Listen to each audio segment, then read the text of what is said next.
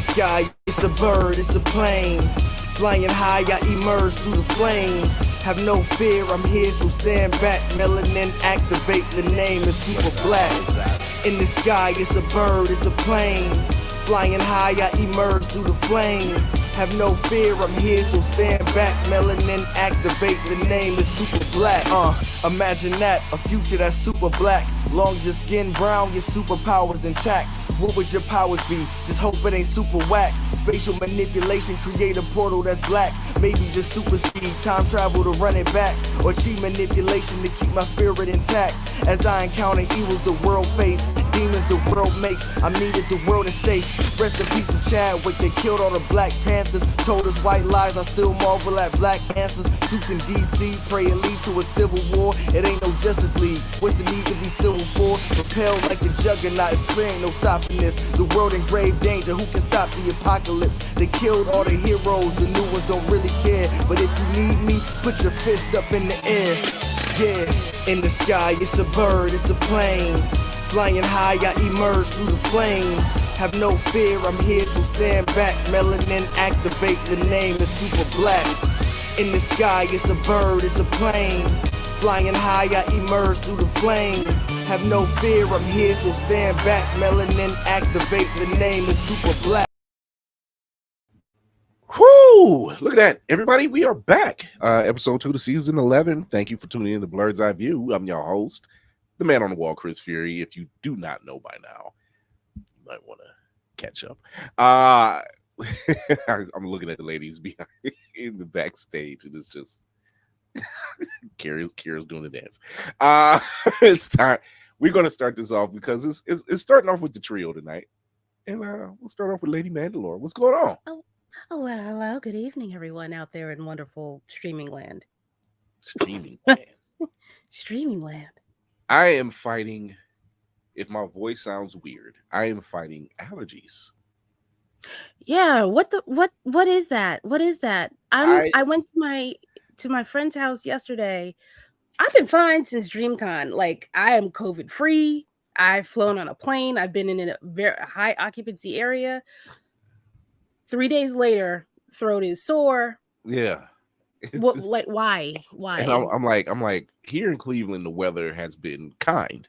Since BlurCon, it's been kind. It's, it's been like 83 degrees during the day, and at one point 53 at night. And I'm in front of a fan, and I'm like, did I just catch a summer cold? And I'm like, no, my throat doesn't itch when I have a summer cold. It's allergies. It's my allergies. I like eyes itchy. I'm like, I was at work. I'm like, I'm not getting allergy medicine here at work. I'm gonna be sleeping somewhere. Yeah, not recommended. Yeah. No. We have our griot of horror. What's going on, lady? She's muted. Oh, it's not me anymore. It's not me. Yeah.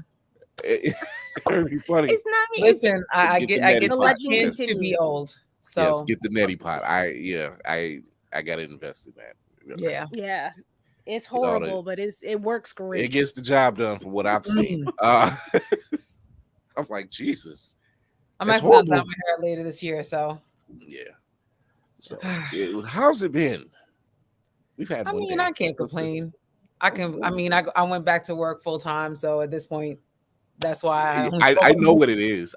We're not at a con. That's what it is. It's con depression. It's con depression. That part. Yeah, that part. It is. I'm counting the days to November. Yes. Allegedly. Yes. Allegedly. So I'm gonna talk to Jason to see what I gotta do to fill that all out because he was like, "You guys want?" I'm like, "Talk to you." Why are you asking? Yeah. Make a plate. You make a plate, we'll make a way, and that's all that matters. We got our very own Black Spartan in the building, along with Obi. Obi's in the building. Obi is definitely in the building and talkative. Oh, we want to hear him. Oh, he had him on IG talking earlier. He was like, he cussed me out. He cussed me out about talking during the show. That's why I was like, "Do you like this show?" Ah! Okay. Oh my God. Everything I want to know. Yeah, it's not been a bad day. It's not been a bad day. Quiet, allergy aside, I'm just like, okay, let's do this thing. We've got a couple little pieces of news that dropped off, you know. So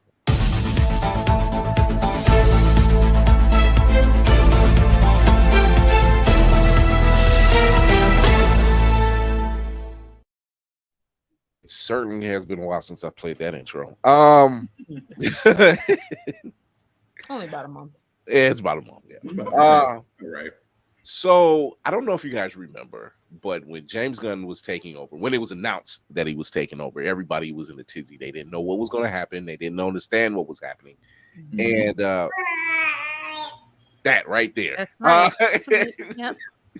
A mess. And people wondered about certain star statuses in the DCU going forward, such as Jason Momoa, Gal Gadot.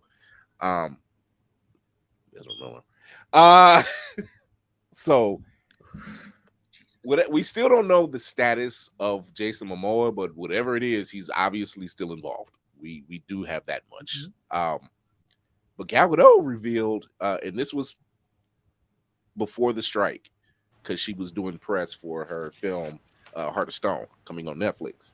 So this was before the strike, and she revealed that her and James Gunn are working on a Wonder Woman film. It's not exactly Wonder Woman 3. It's more of a soft reboot. Think the Suicide Squad. The Suicide Squad was a soft reboot. You know, we knew who Harley was. We knew who Rick Flag was. We knew those people. We knew who Amanda Waller was. Everything else was new.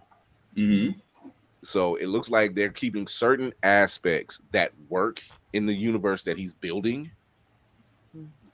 And I never really had a problem with Gal Gadot. I just had a problem with Wonder Woman 84. I had a problem with Wonder Woman 84. It dragged. After the chase scene, after the big fight scene, it dragged after that. It really dragged. That and how they did the Keystone and certain possession that just was cringy. That part. Yeah, right. Shout out to Taco Noir out there. Hey, by the way, go and subscribe to Taco Noir. They have a giveaway that you want to go check out, and they will pick a winner. It is a arcade container, like an arcade box Cabinet. Yeah, cabinet. Yeah, it's a cabinet. It's really cool, actually. You want to check that out. It's an old school arcade cabinet that was created as a giveaway. So you want to go check them out at Taco Noir. Also, use the Blurred's Eye View as your discount or as your code to get your stuff free shipping by using Blurred's Eye View at the checkout. Shout out to Taco Noir. And they're looking for their cosplay calendar attendees for 2024. Oh, Yeah. He said he's got a few more items that they're announcing later. Oh, hey, JoJo! Hey! Hi, Miss Ma'am. She wanted to say hi for like at least since Tuesday. And then Hi, baby. And she had and here our griot was like, "Oh, not just yet, child. It is not your time. Give them but a mere taste." So it's Bye. I don't have a problem with Gal Gadot. Like I said, it was just the way 84 was built. It was kind of like,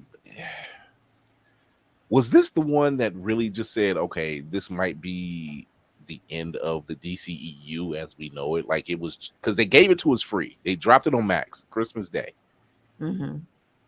And we watched it. Now, granted, I fell asleep on the middle of, but then again, it was Christmas Day. I was up all night. So, when I watched it again, and I'm like, Yeah, no, not to do all that and go, no. Yeah. That means it's bad, baby. It was just there were certain elements in it that I was fine with. Like I said, like the desert scene, I was fine with. Her flying, I was fine with. I was wondering when they were going to get around to it. The whole thing with the invisible jet, I think they just threw that in for shits and giggles.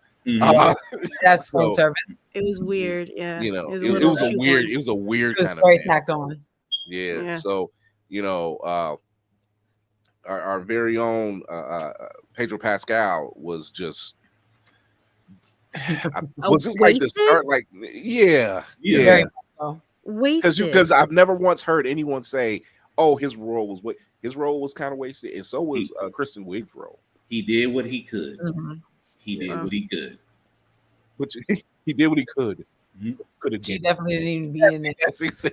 It's just the whole Kristen Wiig. I was like, I love her as an actress, but how they kind of wasted her. They really did. They didn't need to have two villains. There you go. No. They didn't need to have two villains. I don't understand why you would split the difference. Just have one major villain and call it a day. You could have just went with the trope nowadays. Yeah. Half your superhero has is two villains. The messed up part was he really a villain or just a misguided person? He was misguided. He was like a salesman that he was a salesman with a monkey paw. The man had a tragic childhood. Yeah. Perfect example. I seen a quote the other day, and they said the hero and villain are the same person. What makes them different is because the hero has the tragic childhood, and they react by, I want to make sure this doesn't happen to someone else. The villain says, I'm mad at the world for letting this happen to me. And that's the difference. And that was Maxwell, that was Pedro Pascal's role as Maxwell Lord. True. He was mad at the world for how he was treated in his childhood, and he reacted accordingly. So misguided, I'd say yes. Yeah. Villain. Because if I'm thinking heroes and villains, I go back to Spider-Man when the little monologue that Green Goblin and Spider-Man had, it still resonates with me. He says, no matter what, we chose the path we chose. You chose the path of the hero. And you think these people will love you. But one day they will turn on you, and then you will see that I was right. And that line always sticks to me whenever it comes to heroes and villains, right up there with One Bad Day with in The Killing Joke. So, I mean, you got to play Maxwell. Still a great story to this day. The whole point of that was still terrible. It's like, what's the difference between me and you? One bad day. Just one bad day separate. Read the one they did about Ra's al Ghul. Oh, yeah. That's a good one, too. That's a good one, too. So, I think it's just how they address it and how they play it out. And I know. That too. So, remember when I said that Ben Affleck's role as Batman was it was wasted after Batman versus Superman. It was wasted after that. He had a great showing in that film. It was probably the shining moment was him in his portrayal. Him showing what was going on during Man of Steel, and which I don't think they addressed that enough. They tried it with the Flash, which was okay. And I'm like, okay, you have a centerpiece because obviously this was affecting the world. You know, so where were these people at this particular time? I like Bruce Wayne's vision. Actually, like Flash's version too. Like it wasn't bad. I'm like, oh, so he tried this before and he failed. You know, because first time out, what happens as a hero? First time out, you kind of screw up. You kind of screw up. Getting, you know, it happened with Christian Bale and everything else. First time using that grappling hook. Robert Pattinson, first time he used that flight suit. Ooh, that was. Did you sign out your life insurance thoroughly? Because, sir, yeah. Because Lord, I'm like, he hit the parachute, went under the bridge, hit the bus. Rolled on top of the bus, hit the ground. I'm like, dude, just just lay there for a minute. That's just okay. Armor definitely needs to be improved. Oh yeah. I mean, same with Iron Man. Yeah. If you pay attention to Iron Man, every appearance that he's made in the MCU, he improved on something that he learned from the last film or last showing. Yeah. From Avengers and getting hit by lightning by Thor. By the time Endgame comes around, he's like, hit me. Yeah, pretty much. He built the suit. He built the suit to take that I want on. to see if I need something else to improve on. Yeah, I want all the smoke. I don't know if you could build a suit that takes a planet. He threw a planet. Wow. He did. He threw a planet at that dude. He was just like, yeah, this might not work. But yeah, they scrapped the Batman movie that would have told at least over 80 years, a story 80 years in the making. There's a lot of history in Batman. That sounds like a Snyder In idea. one movie? Yeah. Maybe not in one movie, but there's definitely it sounded like they wanted it to be one movie. Mm-hmm. I believe they didn't. Well, in the defense of the article, it didn't say if they were going to try to, but it kind of gave the overall plan of what it was going to be. It kind of gave like, we're not trying to do it in this movie because we should have learned from our mistakes, but building off again, it's like you stick with, and again, this is coming from a Batman fan. Give different stories that don't involve Batman, which there are plenty. Yeah. They said Ben's story was going to cover something that had never really been covered in comics, but was building off of storylines in the Batman mythos over the last 80 years. So it's like I was thinking. It was like you have enough storyline to grab and use and kind of either twist and you'll make it. Even when they revealed, what was it, just a couple of weeks ago, even when they revealed, oh, this is what we were planning to do with the end of Flash, and this is what we were planning to do with the DCEU, and it was like, it got confusing when they went from Keaton and Affleck. Right. That's where really, I'm like, okay, I see that. I see you wanting to keep Cavill and having and Sasha Kyle showing up together. I see that, and then they said, and I remember those stories. Keaton was going to be like the Nick Fury of the DCU, the DCEU. He was going to be, he's close to retirement. He's going to start recruiting these new heroes and putting the squad together. But then they mentioned Affleck, and I'm like, well, where does one fit in and where does one end? Like, if it's the same guy, that's the confusing part, And now you have Pattinson out. That would have been 3 different Batman at the same time. They didn't have a plan. They said something that was great, that was grand, but they didn't have a plan. There's no way you can tell me that they had a plan. There were too many people that had irons in the fire to try to make things interesting according to them. There was no actual plan. The plan was to catch up to Marvel by any means necessary. That was the plan. And I think we'll never do that. No. And I think they didn't need to. Yeah, they really didn't. They didn't need to. They didn't need to. Because they have a lot of stories on their own that could be very successful. Right. Yeah. And I think what happens is when you hear Snyder talk about it, you can hear he's a fan. You can hear it. Yeah. But he's so much of a fan that he's like, I want to tell this story and this story and this story. And it's like, dude, slow down. Like what you did in BVS was you started off pretty decent, but then you went left, and it was like, yes, it was beyond left. Like you started out with a great idea, but then it introduced elements that didn't need to happen. Like again, the whole idea that the whole premise of Lex Luthor, which I'll never forgive. I'll never forgive that for as long as I live. Yeah. And that Luthor had files on every metahuman. Yeah. Just sitting on a computer, and you knew about Aquaman, you knew about the Flash, you knew about Cyborg, but just kept that under wraps like you're Amanda Waller. That made no sense at all. And that's the thing. And I actually like Cavill as Superman. Mm-hmm. It was a good role, and I'm like, you wasted his potential. Like even to tell that story leading up to Justice League of saying this was Superman's story arc. Yeah, but you kind of wasted his potential. You should have followed it up with a Man of Steel too. Mm-hmm. Watching Man of Steel, what was it, a little earlier this week, and there's a scene when the World Agent is doing this thing and he's fighting nanites, and I'm like, this is the makings of a Brainiac. It was there. It's there, and you kind of you wasted it.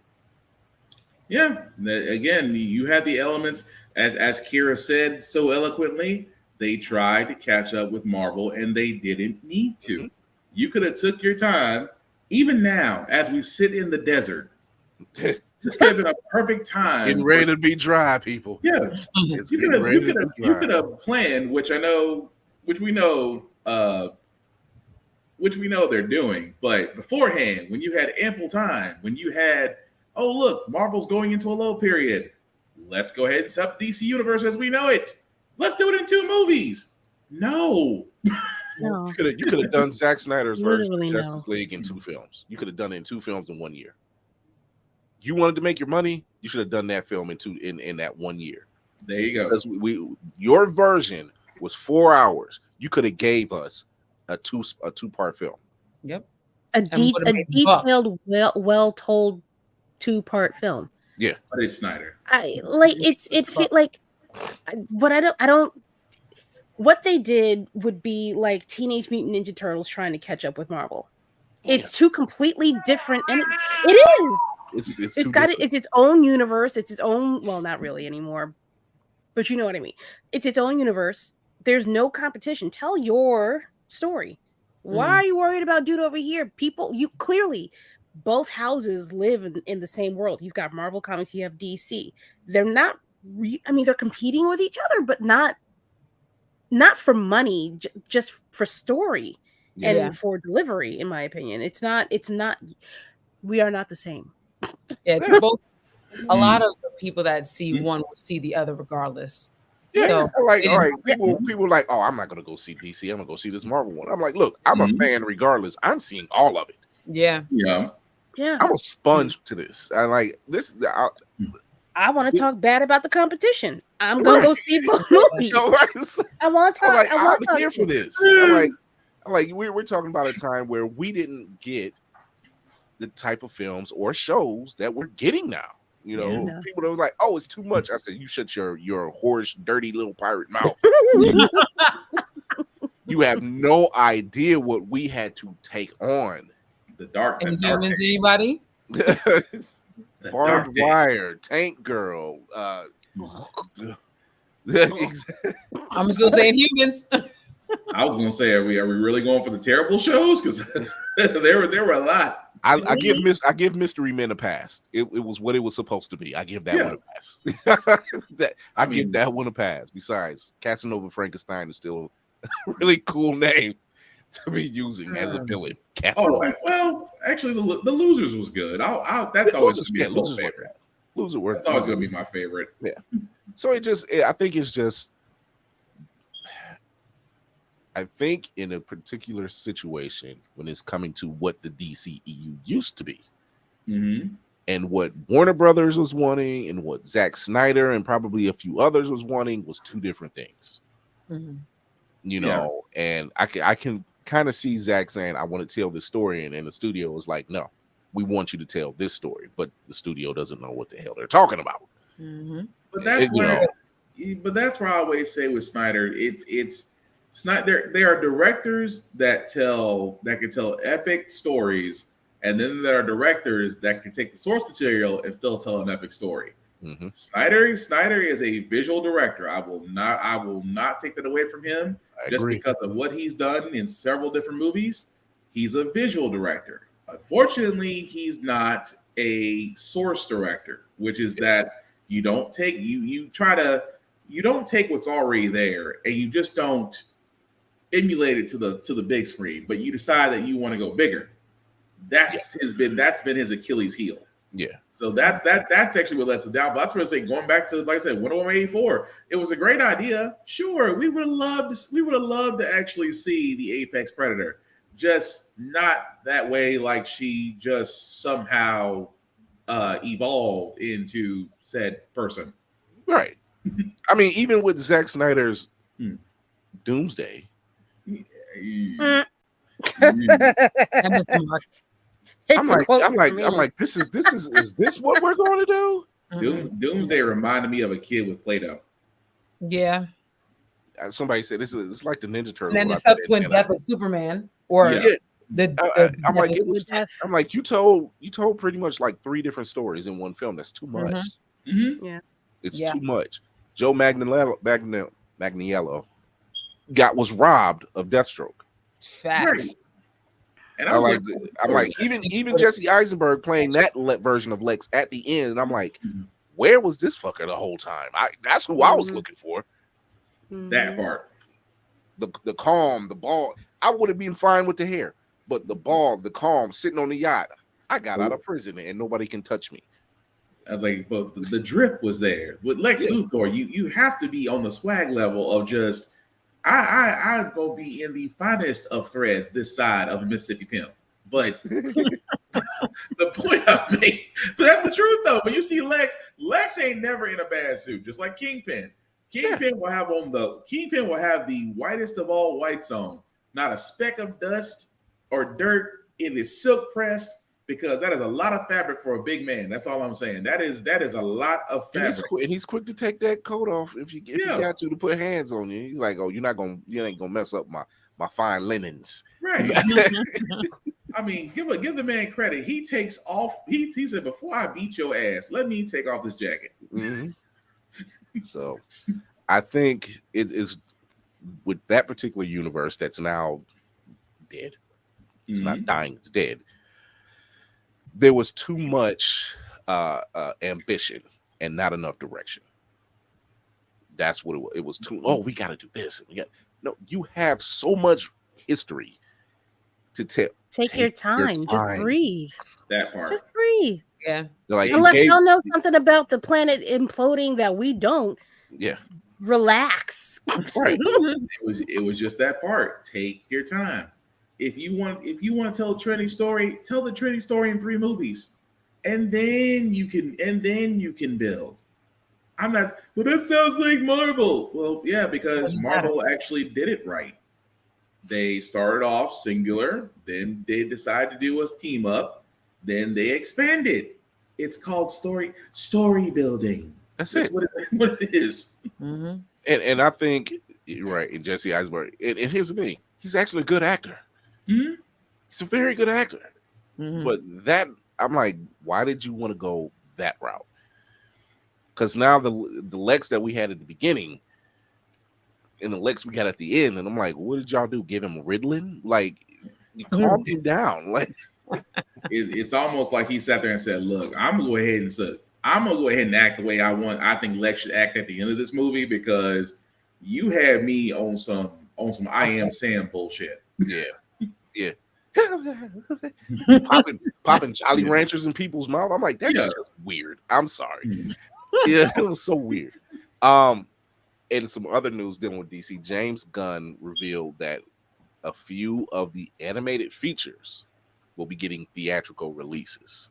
And the more I thought about this today, I said that's actually not a bad move.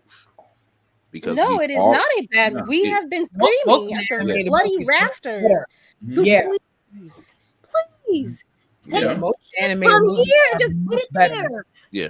No, they have always been much better. Yeah. DC animated films and shows have consistently, even the weakest one still hits mark. Yeah. You know, and it's like, this is good. Like, we were getting extremely spoiled. Like, especially when Max came around, HBO Max came around. Oh, yeah, I'm watching Under the Red Hood again, of course. Yeah. You know, I mean, even go back to Mask of the Phantasm. That was still one of the top. Still talked about. Yeah, top animated movies of all time from DC was the Mask of the Phantasm. So it's like you want to see.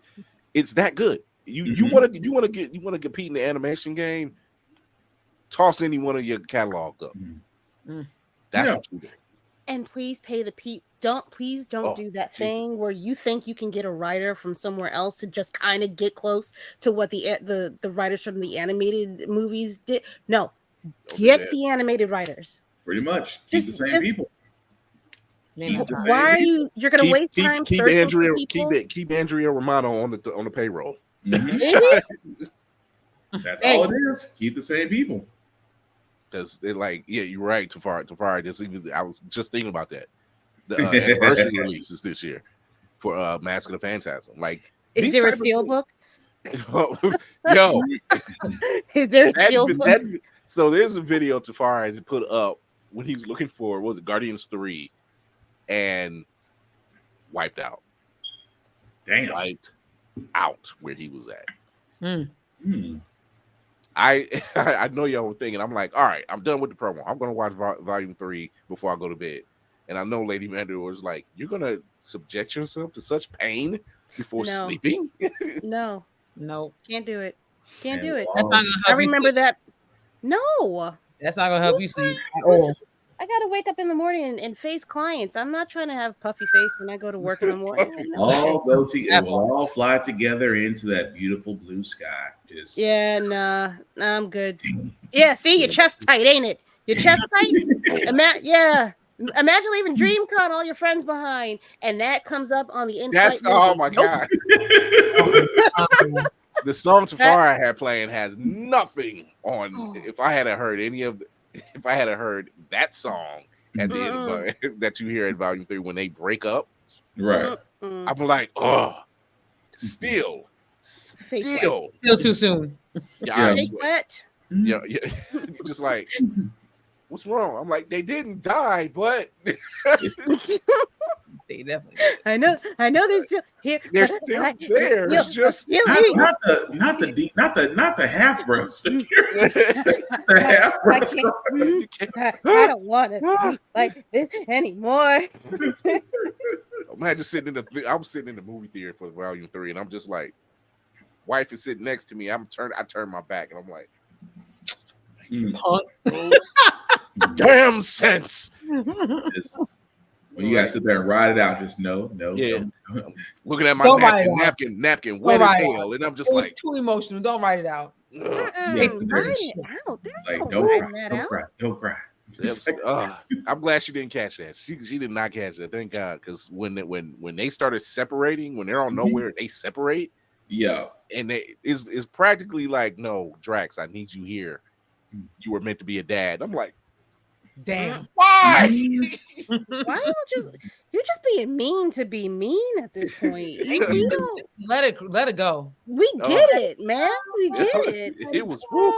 It just didn't help that the commercial came on this week. Relive the trilogy. No, not the trilogy. Relive Guardians 3 now on Disney Plus. Right. Wow. But once again, it's a prime example of how story building really matters. Mm-hmm. Because when Lila says this story was about you, Rocket, all in all, and you didn't know, and I'm like, fuck. And it was. Mm-hmm. It was like, it really was. And I'm like, oh my God, James, that's why you can't go back, you bastard. Every line he always says has that little bit more impact on it. Just when you go back and rewatch the other two, you're just like, Just when he says I can't afford to lose more than one friend a day. On that one. Yeah. Even his characterization in Infinity War really changes also. It does. Yeah. It does. So, him saying that, yes, future animated features will be released in theatrical form. Maybe not all of them, but that is a good move. And I think he sees it for what it is. He was like, you have all this great content. Like, some of this stuff would have went.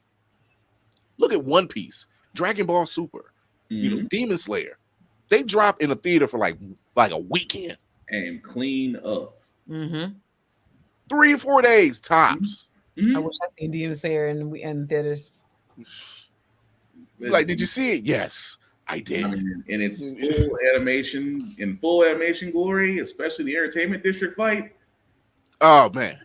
Oh, the Entertainment my District has no business. What? Has no business. No business. You're just like, here's another ticket. I'm just saying. I'm not leaving. You're showing it in here again. Okay, I'll get up so y'all can sweep around me, but I gotta stay around. That's the beauty of animated movies, because there's no limit to what you can do. Like, we always worry about certain things going live action. Will they translate well from animation? when sometimes the alternative is leave it animated and give it the motion picture treatment. Yeah. Nothing wrong with that. They do it in Japan all the time. As Miles. Mm-hmm. Jesus Christ. Man. Two out the gate, my dude. And it's funny because you have a lot of people who detract from that. They're like, oh, like my husband included, he wanted Miles to be live action. And I'm like, I understand that, but those two movies were too pristine. Yeah. Too blessed. The amount of CGI that's going to be put into that if you try to make that live action. Exactly. You couldn't have that movie. Not like that. Damn near Matrix level. Not like that. That's you're talking millions and millions. Just dealing with Peter alone. Mm-hmm. We just dealt with 3 different Peters. There was no way to make that pause. Right. There was no way to make that clear. Man. There was no way to make that clear. For it though. I mean, I think it'll be cool just to actually see it. I'm still waiting on.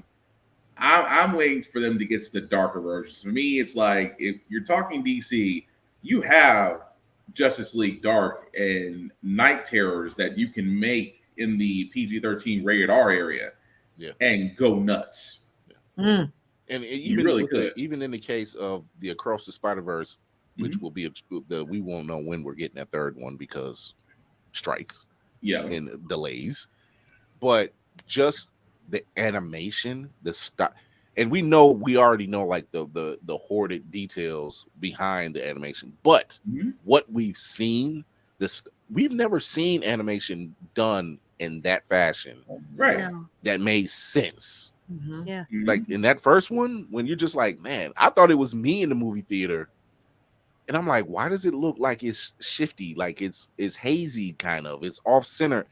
It's because Miles is a 15-year-old kid, and you're 15. You don't know who you are. You're trying to find your way. You're all over. I'm like, that's the animation. It's all over the place. It's when he started sinking in with himself, and it cleared up and he cleaned up, and it's fucking genius. I have not noticed that. I got to go back and watch it now. Yeah, it's genius what they did. Yeah, I did watch that Lovecraft Batman. Gotham by Gaslight? Gotham, was it Gotham by Gaslight? No, Gotham by Gaslight. Or no. This is Doom Comes to Gotham. Doom comes. Oh, that was terrible. Yeah, Doom Comes to Gotham was terrible. I'm like, I got it. That was definitely. It was kind of long. It was kind of long. It's too long. Yeah. No, it was too long. You know, I'm like, oh, you just bumping off everybody. Okay. I know it's an Elseworlds tale, you know, not all Elseworlds tales go over well, but they can left that one. They can left that one on the drawing board. Yeah. I mean, I'm like, yeah, it was kind of long. I mean, Batman runs across all the paranormal, but you tried to put you kind of did a reach on that one. Yeah. Yeah. Like you had Mr. Freeze, Poison Ivy, Ra's al Ghul, was his daughter in it? Yeah, his daughter was in it. Yeah, Dick Grayson. It wasn't Talia. I think it was Talia. It was Talia. Yeah. Talia. You know, I wouldn't say not worth watching Bama Blurred. I'd say check it out. I mean, it's a nice visual. It's definitely a nice visual. Like you have it on in the background while you're doing something else. You're not going to, if you miss something, you know, you're not going to be out of it. It's like he's solving a lot of issues. Watch it. Yeah. I was gonna say, so it's emotional support music, emotional support background. Emotional support music. It's like I miss Batman, but I don't really have time to sit down and watch a 2-hour Batman flick. I'll just have it run in the background. I'm sure I'll hear something that'll make me turn my head at some point. Sorry. So it's been about 10 years since we were introduced to the Superior Spider-Man. So for those who don't know, or that's listening and watching don't know who that is, there was a story arc, as wild as it is, and it was written by Dan Slott, drawn by Roberto Ramos, and I can't remember the other artist. But Dr. Octopus was dying. Oh, fuck, right. Yes. He had found a way to transfer his consciousness into a healthier body. Who is this healthier body, you say? Peter Parker. And Peter's conscience went into Doc Ock's body, which eventually died. However, in a weird comic book explanation type of way, Peter's essence was still in his original body. Also, Doc Ock had a newfound respect for Peter's strength and his tenacity and everything else. Here's the plus side. He made Peter a fucking billionaire. Yep. He started Parker Industries. He had a girlfriend. He had all types of stuff. He had all these applications. I'm like, the two brightest brains on opposite sides of the coin, and look what could have been created. I still love the fact that when he realized how strong Spider-Man was. Yes. that part battle. He was like, I almost took his jaw off. Like, yes, he's been holding back all this time. Yes. Just the realization was sheer horror. Like, he could have killed me anytime he wanted. Basically. At this point, could have been dead. Yeah. At this point, Right. when things went back to normal, you know, Doc Ock ended up with a new Doc Ock body, and Pete was a billionaire. He had and is it imposter syndrome for Peter that he's so used to not having that he's just accept that he's just not going to have or be happy? Or you had the world at your feet pretty much. You like, I personally blame the writers. Yeah, there's that. They're trying to get back to something. This is annoying. It's annoying. It's So annoying. I've accepted in life that when it comes to Spider-Man and Peter Parker, they do not want this man to have an ounce of happiness. He cannot have an ounce. He can't. It's bad. I'm like, do you have to keep this man in the dirt all the time? Like, I know, like when he has to room up with Johnny Storm, and Johnny is like, dude, look, we got a whole ass building. Do you want to stay with us? You know. I'm surprised that the way they've written Spider-Man, he's not a villain. That he just had that would be so much more interesting for at least 2 or 3 arcs. I mean, during the Civil War, have him be the villain. During the Civil War, they got so close. They got so close to doing that at one point. When he was up Back in Black, the Back in Black storyline during Civil War. Yes, that was the most him facing off with Wilson Fisk in prison. Ooh, that's good. Oh, that was a bitch-made moment right there. when he takes the mask off, shows his face, and beats him down in front of everybody, the entire yard, and then turns around and the threat he gave afterwards. The only reason you're breathing is because Aunt May is breathing, and once she stops, I'll come back to finish the job. I was like. He said, I will fill your throat with web fluid and watch you suffocate. Yes. I'm like, wow, and pause. It was an all pause moment, but it was just like you were more struck. Yeah, you were more struck. You're not gonna say pause while he's saying it to you. Like pause. But see, he recently had another moment similar to that against Captain America. And Cap found out real quick. He was like, I'm like, damn. You have to fight dirty to distract Peter. Ask Daredevil. Yeah. You gotta fight dirty to distract him. Right. But no, that's always been the one thing as a Spider-Man fan. I'm like, why don't we ever have a story where it's like one bad day meets Spider-Man? Just like he decides at the end of it all, I am just going to not. Or in my personal, or I'll never see F responsibility. We'll never see that. As much as I would love to see it in a comic book line for Spider-Man, we'll never see it.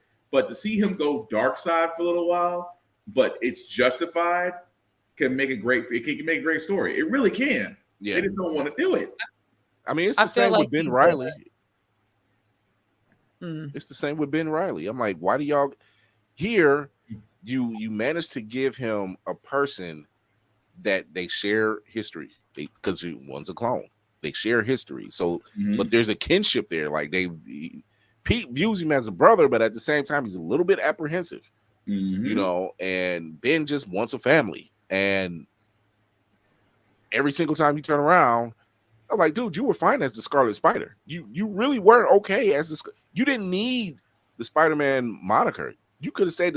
That was probably next to the Mayday look that he had. Mm-hmm. His Scarlet Spider look was probably one of his best looks. Yeah. I was like, Beyond Corporation had to mess with it. Beyond. The Beyond Corporation arc had to mess with everything. It's like, hey Ben, you're a great Scarlet Spider, but you're not Peter. Yeah, they kept reading, they kept twisting that knife in him. Yeah, you're not Peter Parker though. It's just, I mean, how bad is it that it's like, oh, I saved the city. Yeah, Peter would have done it in 2 days. Yeah, just all types of disrespect, and they keep disrespecting Ben. Mm-hmm. They disrespect Ben just as much as they disrespect Peter. Actually, again, when it goes to Spider-Man, Spider-Man as a whole just can't have peace. If you could make Ben the bad Spider-Man, I mean, he's of all of them. I think he would be able to pull it off and just have Peter actually go after him and have it be no holds barred. I'd watch that. I'd read that.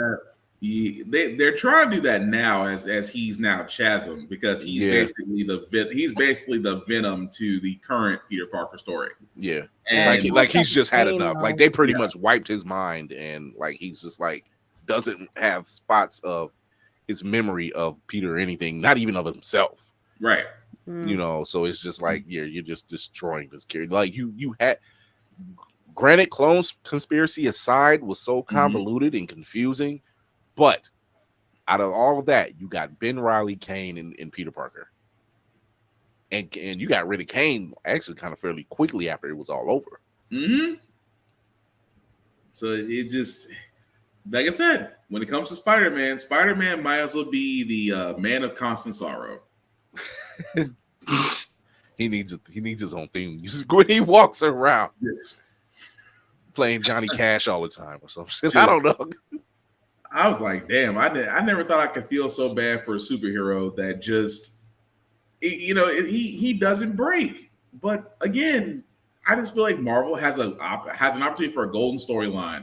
What if Spider-Man just broke? Yeah. And the thing is, he's not even a low tier character. He's actually a badass. Mm-hmm. When given the opportunity, he's a badass. Yeah. And everybody sees it. You know, they're just like, dude, Spider Beast of Burden. Spider Beast Burden. Actually, that sounds like a pretty good story arc now. Mm-hmm. So it's weird. It's weird how, I mean, did the superior storyline age well? I think it did. I think it did. The ultimate spin on the Clone Saga was a lot better.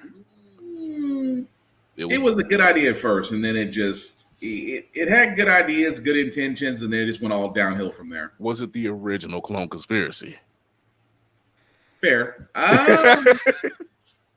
No. Yeah, see, it's one of those. Think about it. It's one of those things. It is because I'm pretty sure the great debate is still going on somewhere in the halls of Reddit about that. But I mean, Chris got a point. It does. You can't say yes and you can't say no. So you're just like, you kind of, damn, it's still there. Yeah. You can revert to some things there. You can literally go back at the Clone or at the Superior Spider story arc and be like, actually, this isn't bad. Mm-hmm. Like there's some moments there that's really not bad. And despite how it started, yeah, it's crazy, but everything surrounding that moment was pretty good. Yeah, it was pretty good. So it's just one of them things. We're gonna take a quick break. We're gonna be talking about the MCU shows. There's been a lot of talk about, these aren't the greatest shows. They might be mid, they might be trash. We're gonna run through the numbers. We're gonna talk about why people are thinking that, maybe some of the theories why people say some of that. But until then, we'll be right back. Yeah, welcome back to Fast Money, y'all. We getting ready to finish up the game here. Now your teammate done scored enough points. I think you just need to get one answer right to win. You ready? Ready. Okay, name a podcast. Blurred's Eye View. Who should have won that Oscar? Angela Bassett. Who did win the Oscar? Don't give a damn. Name a cartoon. Ed, Edd n Eddy. Name a guest from question 1. Carl Jones. Alright, that did it. Congratulations, you won the game. Hellspawn cosplay. Now, we only need a one name. Hieroglyphics. You can stop now. Josh Evans. Chase Bowling. Josh Brown. Y'all cut the commercial. He gonna be out for a while. Blurred's Eye View. Be sure to peep the podcast on all platforms, or stream every episode on Always Press Record TV. APR TV now downloadable on Amazon and Roku. APR TV, the power of podcasting in the palm of your hand. Get it today. Tuesday night during this season premiere, I forgot to play something, and I really wanted to play that. Someone play it here right now. And as we were going to cons, it's con season. We're at the height of con season, and hey, we needed that. So, but the way we're feeling today, this might be a poignant moment. So here we go. Forget about me. Don't you forget about me. But you won't come by. Well, you come my name. As you walk by. Will you come my name? When you walk away. All right, there we go. I was dancing. I know. I seen you backstage. Lady was getting it. I'm like, hey, it's the 80s. How can you not? How can you not? Simple Minds in Duran and Talking Heads. They're like, look, that was a time. There was a time. There was a time. So we are in phase 5 of the MCU. There are a lot. Most of Marvel has been concentrating on their Disney Plus shows, which is fair enough because they've conquered the theatrical releases pretty well. And in my opinion, people just been chewing it up because they just, I call them gimmies. They either don't know the source material or they're just coming in, and that's nothing wrong with you just being introduced through television or through film. But the fact that, I don't like that and that, and like, we're going to break some of this down. We're going to start with some of the shows that started in season or in phase 4. And one of those shows was WandaVision. And WandaVision, people were confused, but I will tell people, wait it out. There's a story being told. There's a reason why this thing started off in black and white. Watch it, enjoy it, take it in, guzzle it on down, whatever. Come back and watch it again. So far, phase 4 released WandaVision, Falcon and Winter Soldier, Loki, What If, Hawkeye, Moon Knight, Miss Marvel, and She-Hulk, Attorney at Law. That was all the shows from phase 4. Now, the numbers for phase 4 are as such. Now, Loki had 2.5 million viewers. Moon Knight had 1.8. Falcon and Winter Soldier had 1.8. And this is what's funny to me. There were people who didn't really like Falcon and Winter Soldier, but loved Moon Knight. But you had the same amount of people. Yeah. The same amount of people watching the show. WandaVision, 1.8 million. Hawkeye, 1.5. She-Hulk, 1.5. Secret Invasion, 994,000 people. Miss Marvel, 775,000. Which is weird because people trashed Secret Invasion. There's some moments in Secret Invasion that we can definitely say, okay, they didn't stick the landing on that. Moments.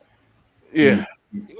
Those moments are, in my opinion, Maria Hill and Talos. I was upset with those two characters not being around anymore. I wanted some closure. I didn't feel like I got that kind of closure, or a blink and you miss it type of moment. It seemed like two characters that you seem to almost throw away because especially when you see how Talos and Nick are talking to each other. You see the friendship, you see the respect, you see those were some deep conversations. So to kind of blow him off in a way, yeah, I was kind of, I'm like, like. So Verb says he hated Winter Soldier. It should have been Falcon taking over alone. Well, you got to think. Go ahead, Will. I disagree with that because they try to do, and I can't take credit for this. I have to give Hellspawn cosplay because he said first before I did. You got to look at Falcon and Winter Soldier the same way you would look at 48 Hours. It's literally the same plot. That. And when he said that, I was like, it's the same plot. It's 48 Hours. I'm like, I can't argue with that. When you think about seeing them in Civil War, you had two people who are best friends with the same person, and it's like they're competing for his attention.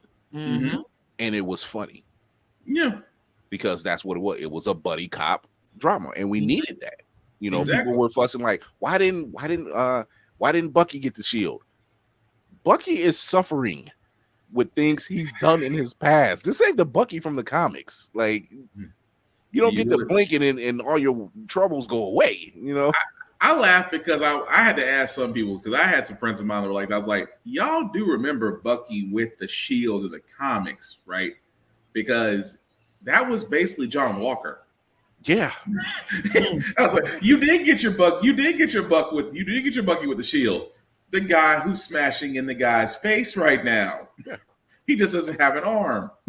Crazy. Yeah, everything. He wasn't. I'm sorry. He was like, hey, I killed people of influence. Yeah. Over time. So this is what it is. They want me to take it over. Cap or Steve wants me to take it over. I will take it over and do the best I can with it. But they're two different people. Yeah. But I mean, it's if you're gonna stick to Falcon Winter Soldier, the only thing I wish they didn't do, they lightly touched on one of the more forgotten stories of the MCU in the Cap era, was the Isaiah Bradley story. Yeah. They lightly, it was almost like a light buttery brisk over that story. Like, yeah, we were racist, we had a Captain America. That's it. It's like, just wait a minute. I want to know more. You know they're not going to do that. Yeah, you just had a lot of people go, there was a Captain America before Steve? Yes. The darker stories Marvel wouldn't tell. Well, I mean, they did tell, but you're not red, white, and black. Red, white, and black.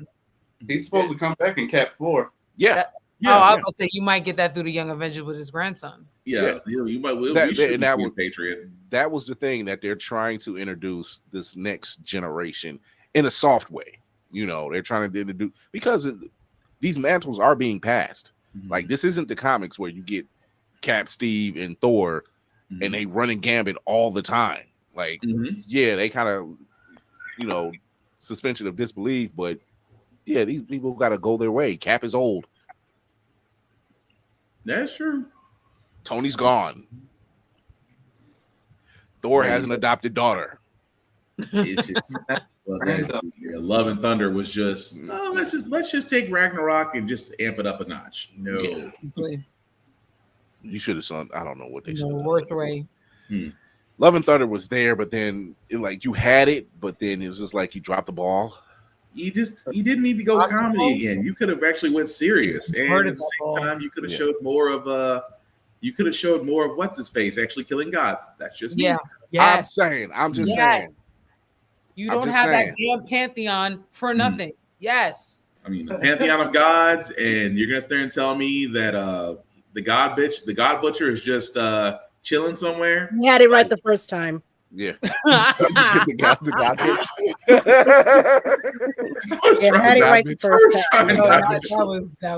I was trying not to, but that's the thing about it. You have a whole pantheon of gods, and yet Gore is just going around being 2-0, and people are scared of him. Yeah, it's like you took out two gods. You're not really just. Would have been nice for him to show up in the pantheon and make a threat. I would have loved it. Now that would have been good if he showed up in the Pantheon and been like, so all y'all are just sitting here safe and whatnot, and we prayed to you. Yeah. Instant slaughter. That's all we needed. Yeah.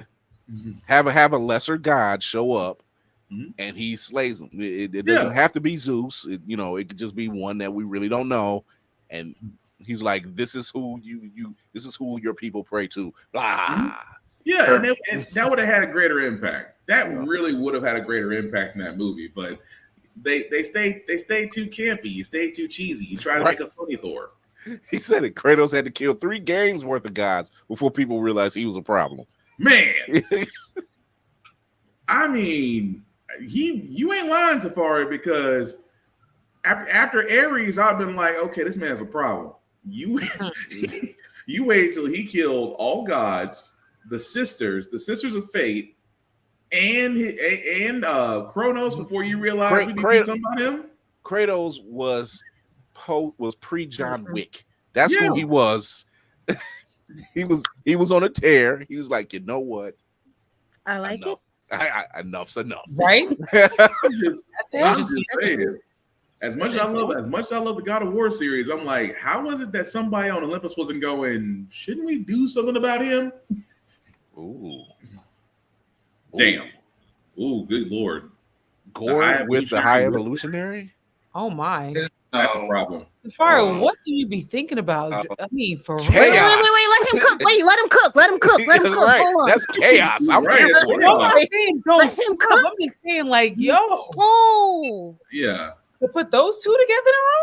Yeah. If you gave Gore the high an uneasy alliance. Jesus. With the black sword? Yeah. Damn. That is a Green Goblin there too, just to put a little sprinkle. Just a little sprinkle. With the wave cap. Yeah, listen. I can't imagine them sitting down and having a civilized conversation. Oh no. It's more of a actually, you know what? Beginning of season 6. I take that back. You really could. Let's go. You really could. You round really that table out. We You got really could see Gore and the Evolutionary having a conversation. Gore, High Evolutionary, Green Goblin. Let's round that table out. The tribunal. Ooh, I can see him evil saying, tribunal. Look, he said it like he said it. High evolutionary. There is no God. Gore, and I'm here to keep it that way. Yeah, they would eventually come to consensus. Yep. Or high evolutionary saying, I'm not a god. Gods make mistakes. Ooh, that's a bar. That's cold. Yeah. Woo! We let him cook. That would have been that would have been right there. It's like. So I think, and I'm one of the guys that says you don't like shows like Miss Marvel or She-Hulk or even WandaVision or even Hawkeye because the majority of those they were surrounded by around women. Yep. Hawkeye, Clint Barton was in retirement. We're introducing Kate Bishop at this point. She-Hulk is Jennifer Walters, and they were crying. They were crying about that. They were like. Granted, CGI aside, and if you look close, you can really see it. But is it horrible? Was it like Love and Thunder? No, it wasn't that bad. I say they didn't like She-Hulk just because of the fact that a lot of people didn't understand the character. Exactly. If you've never read one of the runs, then you'll see how so freaking close they were to her in the series to the point to where I was like, y'all realize. I was trying to tell somebody else. You understand if you try to troll a show like She-Hulk, you do realize you're just going to take everything that you've done and make an episode out of it. Yeah, which they did. Which they did. They exactly did. And the fact that I've seen these conversations online. Oh, she's copying off of Deadpool, and I'm like, Jesus Christ! You had to sit there and shake your head like I did, and I'm like, do I really want to do this online? Not necessarily. That's when you sit there. That's when you sit there and go. At my big age, I'm like, do I want to do this? At the time, you don't have no idea how much I wrestle with that. I'm like, sometimes you gotta go the God Butcher. Sometimes you have to step in and correct the problem. There you go. Sometimes you have to sit there and be like. Now that I recall, I actually did do that. I did do that because I said actually, and I threw up a screenshot of She-Hulk's run of Peter David and Deadpool's first appearance. I said, actually, boom, with the dates. and drop the mic. I did do that. And the fact they don't understand that the way She-Hulk speaks, it's really the writers being frustrated with what the direction they've been given. Mm-hmm. Like how she wanted to be drawn, how she went from having a nice story to back to a semi campy story. The writers didn't like it. So what they did in the comics, they basically said, okay, well, I guess we got to do it this way because the powers that be didn't like the fact that I was beating up on superheroes because I guess it's because I'm green.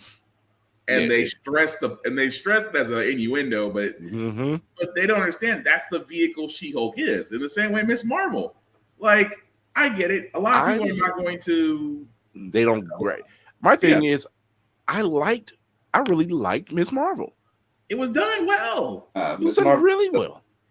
It was done well. You said what? Will? I said Miss Marvel was dope. Yeah. It was fun. You know, she's a fan. She's a fan in real life. Jesus Christ. Yeah. She was correcting people on the red carpet. She was like, actually, and I'm like, yo, I like her energy. That's how you know when they got it right. When it's an MCU fan who's a superhero, but still an MCU fan. Right. She's basically everybody. But it's crazy how they always sit there and it's like, well, I didn't like Miss Marvel. Why? Because, well, I just don't like the fact, she's just so. I said, it's not everything, and we're kind of going into like Star Wars toxicity. Yes. Not everything that Marvel puts out is going to be remotely aimed at you. I mean, even one would think you would kind of open up your parameters a little bit, enjoy different yes, it's worth the watch. Characters. It's worth the watch. Yeah. Definitely worth the watch.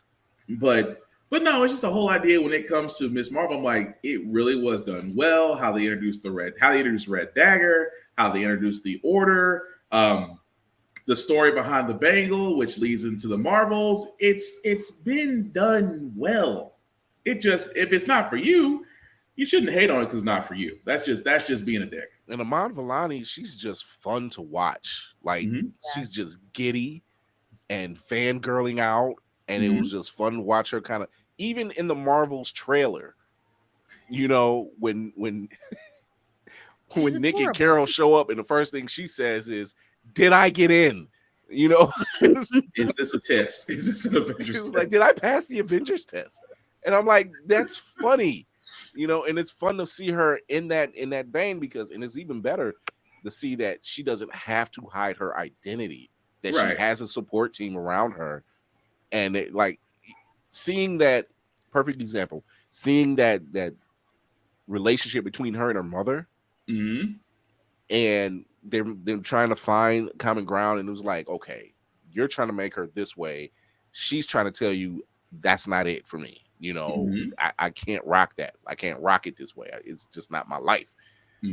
And her mother, they come into terms with that. And her father was supporting her all the way. Yeah. Adorable. Yeah. Like he was willing to make a fool of himself, and he's like, "I'm the Hulk," and I'm like, "Okay, it's corny, but I like where your head. I like where your head is at." Support. I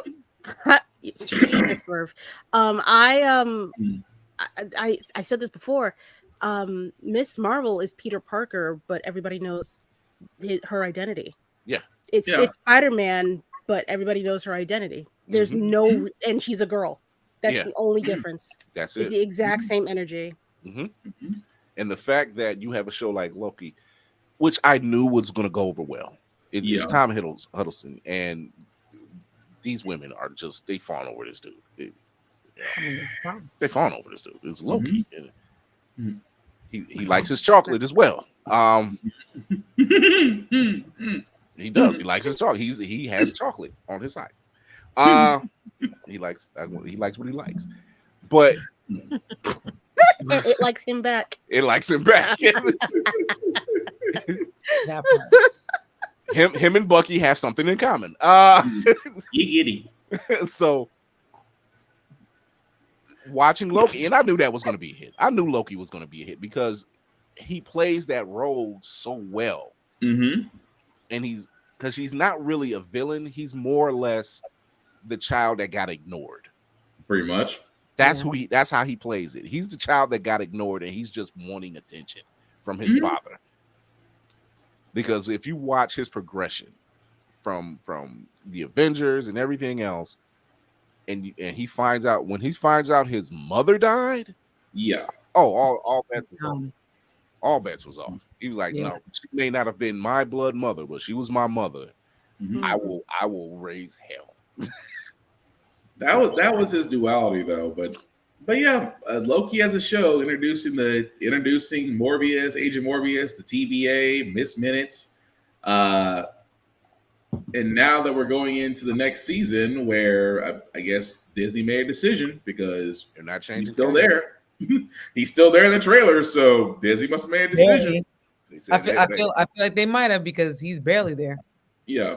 Well. So yeah. Oh no, go ahead. But no, I was gonna say it's seeing these characters such as Loki and build that narrative around, because this is the introduction. This is what we're doing. We're going in phase 5. Who's the next big bad? Kang. He's the next big bad. How do we do it? We got a bunch of different ways, literally a bunch of different ways that we can show this dude. And here we have Loki, who really finds out he's a man out of time, because his original timeline, he's not there, so he can't really go back. He can't go back and be like, hey, Thor, I'm fine. And then Thor's like, you know what? You've done this before. Like, you've done this before. And but it is weird though that you say he's a man out of time, and yet everybody's always trying to align when it comes to next season, they're trying to figure out where's his next spot going to be. Now that, again, spoiler alert, if you haven't watched the first season of Loki, he who remains is he who is no longer with us. So so it's gonna be interesting to see where he goes from here, because I mean, like you said, he's not technically a hero, but he's not really a villain. He actually hated Loki until the miniseries, see? Because it was a different layer. Perspective, right? And you saw the different variants of Loki, which I still thought was pretty good. Yeah. And granted, there were some really great standout moments, especially after he ends up in the other part of the timeline where he meets other versions of himself. Yeah. And I'm like, why is this so good? And the score is phenomenal. Yes. Whoever the music composer was, he's up there with John Williams at this point. Yeah, because I'm like, this is really good. The fact that they bypass, they look at the Infinity Stones and they just keep them in a drawer. Like that was disrespectful. Just very. I'm like, damn, this was all for nothing. So we had 20 years of the Infinity Saga, and y'all just got it sitting up here like a paperweight. Yeah, cool. Literally. So it's stuff like that, and when you see shows like that, and then I think Moon Knight didn't get as high as a mark because the general public didn't know who Moon Knight was. However, Oscar Isaac plays his ass off. I'm just saying. This dude, he killed the role. He laid into it. And it made you keep guessing. Even with comic book readers. Because let's face it, he's got a very complicated history. You couldn't play it no other way than say, identity crisis. I just like the fact they did. Now I'm still kind of mad that we never really got to see Jake until the end. Oh, it's such a tease. I'm like, really? So we got to see two personalities, but the one we were waiting on was such a tease until the end. I was like, I wanted to hear what Jake said, because technically Jake was the more active out of 3 personalities. More than Mark at some point. He's the most dangerous one as well. Yeah. Because I mean, look, they teased it all the way up into that final scene. Yep. When he dies and he finds himself, and they're trying to figure out, and they pass by the sarcophagus, and it's just shaking violently. And they're just like, and nobody really, unless you're really keen-eyed and paying attention, They didn't catch that. No. And you're just like, no, there's something more, which I can appreciate with the shows. They give nice little Easter eggs. You just gotta be keen enough to see them. Yep.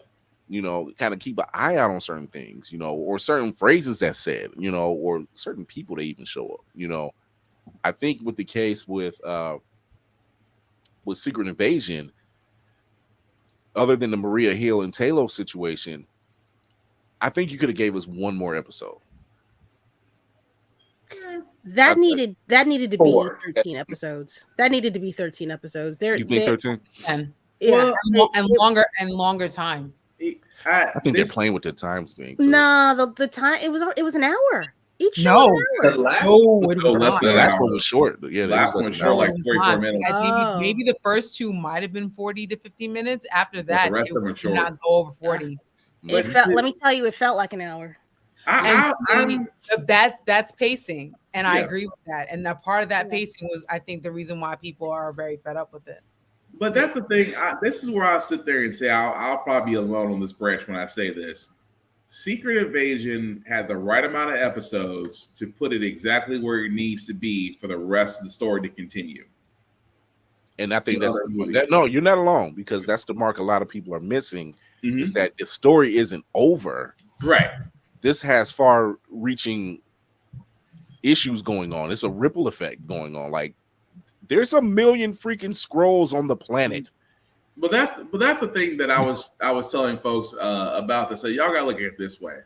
We're so used to series telling an arc story in a matter of episodes. We're so used to it that we're not used to something being open-ended.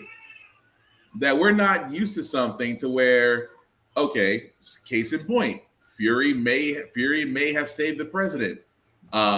He may have rescued those that were on the farm / Matrix farm that may have been liberated, but the battle still goes on. He goes back up to Saber.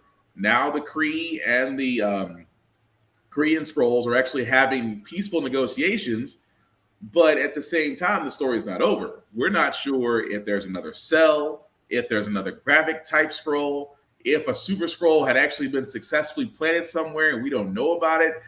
That's the thing about Secret Invasion, where they left it at a stopping point that's not the end, but everybody expects the end because we're so used to getting end stories.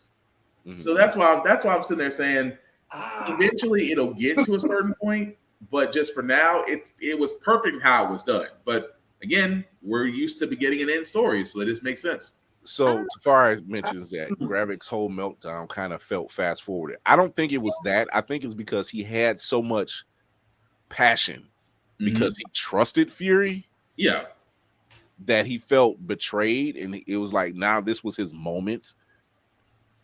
This was his moment. Like, I'm in the same room with the guy who I felt betrayed me, lied to me, had me do things over time that I normally wouldn't have done, but I did it for the sake of his man because I trusted him. So I think it was just that moment where he just he snapped. But you know what's so interesting? I will concede to that. There should have been an episode that showed where Gravik turned. Yeah, there should have been an episode that showed where Gravik lost faith in Fury. Yeah, that part alone would have actually helped out slightly. But I mean, but his monologue. It would have helped if they put that in the Captain Marvel movie. That would have helped significantly. Yeah, because you only get introduced to Gaia, and it's like she has no speaking part at all. No, like she has. I didn't know. I forgot she was that there was a kid in the movie. Yeah, she's the one that was playing on the pinball machine. She was showing Carol the pinball machine. Yep. That was Gaia, you know, and so she wasn't speaking. She was like signaling, like you know. So I'm like, you didn't really have that full introduction. So a lot of people wouldn't catch it. You know, they wouldn't see. They'd be like, who is this? Who did they come from? I think it's one of those things where they were trying to figure out. Like I shut down one conversation real quick when they said they're trying to get these Skrulls to another planet. What about the farm that Thanos was on? I said nobody knew about that, and the person that really knew about it is not on planet. Pretty much. So Nick wouldn't know about it. The other Skrulls don't know about it.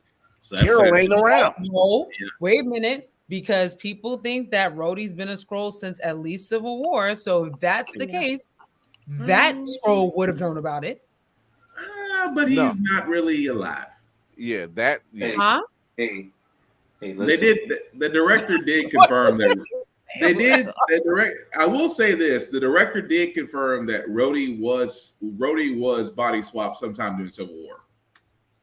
Hey. He did come out. They did come out and say it because that was the great debate that he did get swapped during Civil War. Right. They swapped him while he was in the hospital. That's why he was in the hospital again. So they have to, so they have to explain. They have to explain the endgame battle. That part. Will, wait, Will, hey, let Will talk for 2 seconds. Will, be watching. Now they're laughing. He's grasping. Say respectfully, the same way Uno don't tell me how to play Uno in my house. No, he was not swapped during no damn Civil War. I believe he was. I believe he was swapped. I'm just saying, just for that simple argument. That's all. Well, I still believe it was after Endgame personally, but that's just me because I'm the same. It's hard to sit there and not see red blood. It's like he was bleeding when a whole building fell on him, and at the same time he's standing up at the funeral with no apparatus around him. I'm just pointing that out. It's like no one noticed. No. That's like you can go back and watch Endgame, and people have actually went back and have still frames where they literally show Rhodey and it was Brody, Rocket, and Ant-Man. Yeah, all right beside each other, and he is standing up, and the apparatus that you do see him with in Civil War, where it was visibly around his stomach and around his legs, you see none of it around the suit. Well, no, I mean it's also been what? It had been 5 years since all of that happened. So yeah, no, I don't expect him to have all of that stuff on him because healthcare. Wait. There have been technological advancements, but I still call weak sauce on that. Wait a minute. It makes sense for him, and this is I'm backing up my theory on this because I'm with you, Spartan. I think I believe he was switched after Endgame because they said, "Oh, he's in hospital gone." I said he was injured in Endgame as well. So it could have happened. Okay, but wait a minute, because if you think about when you saw him at the last scene, he still was struggling to walk. Yeah. So to go back to what Black Spartan just said, if we're talking about the last time he's speaking about that. He was almost standing on his own, and then to go backwards. But look at the harvest right now. But look at the harvest where the Skrulls had collected dang near every Avengers, and some of Thanos's and the Black Label's DNA. The only spot you could have done that, where everybody was in full view, would have to be at the major battle. So, I'll be honest with you. First, that explanation is so crazy to me because it's like, are they going on the ground to get this shit? Like that always bothered me. It's damage control. Damage control. They use damage control. But that's the thing. But that's the reason why when they came out with that, I'm like, no, that doesn't add up. It adds up at the end because everybody's guard is down. Thanos is beaten. The world is saved. Nobody is looking to see who's getting body swapped. Yeah, you figure. Like Cole Obsidian, his hand was in the Arctic. It got cut off, and so of course, what was left of Shield, and obviously, Fury has his hands in a lot of stuff. Pretty much, he's just like, "Hey, we need to get that. We need to get that now because I got an idea, and ain't gonna like it, and Marvel." And also, Captain Marvel did bleed on 2 accounts. She did bleed. She did bleed in her own movie. So there is a chance. That's where the blood may have came from her. She didn't bleed in Endgame. She didn't get a scratch. She didn't get a scratch on her in Endgame. She did get bloodied up in her own movie though. She got caught off guard in Endgame. That's all. Yeah. It was a sucker punch. That's what it was. Pretty much. I unfortunately think we are thinking about this more than they did. Of course. I mean, that is painfully obvious. I promise you. Like, you know, we're sitting here thinking like, yo, this couldn't have happened here because this makes sense. But that's great story building, though. If you have a great story, if your story building is good, you will always have people looking for the plot holes and keep them talking. You keep them talking, you keep them interested. You keep them interested, you still have traction. It's brilliantly done that way. Yeah. I mean, that's the reason why you figure you opened up the show with Agent Ross, and I'm like, okay, I get your Agent Ross, but now I'm trying to figure out when the hell did that happen? Because the last time we seen Agent Ross, Okoye was freeing him from holding. Yep. So did he just they go their separate ways? And you know, when did it happen? Exactly. That's the thing. It's like, again, we'll always be questioning. Like, let's be honest. Take WandaVision. We kept on saying I was one of those that kept on saying Nightmare Mephisto's going to show up. I kept saying it's like this is a Mephisto moment. There was so much going on. You see the red? Look at the curtains. I'm like, yo, calm down. Just calm down. Calm down. Everybody, calm down. That and Pietro was going to be real. I was hoping Pietro would be real. So I think it's really safe to say that, you know, there's moments, and Feige actually said it. He said prior to the shows, they just kind of had meetings and they kind of, you know, connected and worked stuff out. He says, but now we have to use a literal whiteboard to make the connective dots where they need to be, you know, because it's going to be a lot. It's a lot going on. And for the casual fan who just are introduced to these characters through the films or through the shows, go check out a graphic novel. Ding, ding. And kind of get some because a lot of times that does bring new readers in. You know, they're like, oh wow, this is cool. They go get a new Iron Man, or they get a new Cap, or they get a new Spider-Man, or they get a new Captain Marvel, whatever. So it does bring in new readers. Go check it out. Nobody said you had to buy everything. That might be the case, but yeah, check it out. You know, people are kind of in an uproar like, oh, Secret Invasion is not going to be like the comics. I'm okay with that because we don't need to have the other. Who do we trust as far as the superheroes? That's creating a whole nother narrative that you can't really project too well live action. Pretty much. But as a political intrigue type thing, perfect. I think you said this. People were expecting James Bond, not Tinker Tailor Soldier Spy. Yeah. I think that's what it comes down to, because the storytelling on that one was it was different, but it was good. At the same time, a lot of people are expecting this high octane. You're gonna see a superhero cameo. You're going to see this. You're going to see that, and not getting it. Oh, this show is trash because it didn't live up to your imaginary expectations. Right. That's why. I mean, people were upset with What If. I'm like, why are you upset with What If? Yeah, that was crazy. That's weird. That was phenomenal. Absolutely. And it was the last time we got to hear Star-Lord's channel. Still to this day, I look at Peter Quill and I'm like, you see what you could have done differently? Do you see? I'm not mad at you, Peter, but do you see? He was the Robin Hood of space. Even Party Thor was interesting. Party Thor was interesting as all get out. And even the Doctor Strange story, where he basically went to the library. I mean, listen, all those stories hit in different ways. All those stories hit. When they did the face off in that whole thing, and like he's swallowing, I'm like, yo, did he just do that? And he did it. Why? Because once again, Christine. Yeah. Oh, I still laugh at the Watcher just narrating at the end, and the Eltron goes, "I see you." Yeah. What? I really wish they got James Spader for that whole thing. I mean, it was fine. But the way he does Ultron, yeah, he's got it's much more gravel. It's got more. It's gravelly. It's the monologue that comes with it, though. Yeah, that even in Age of Ultron, the speeches he get, I'm like, you're Red, and you're just reading this so well. That is scary.